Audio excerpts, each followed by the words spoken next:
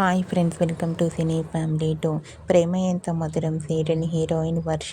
వర్ష ఈ సీరియల్లో అనురాధ క్యారెక్టర్లో చాలా అద్భుతంగా నటించి తనకంటూ ప్రత్యేకమైన గుర్తింపును సంపాదించుకుంది. వర్షకి వెడ్డింగ్ జరిగిన సంగతి మనందరికీ తెలిసిందే.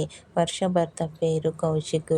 అయితే వర్ష సోషల్ మీడియాలో చాలా యాక్టివ్గా ఉంటూ తనకు సంబంధించిన ప్రతి లేటెస్ట్ అప్డేట్స్ని ఎప్పటికప్పుడు షేర్ చేస్తూ ఉంటుంది.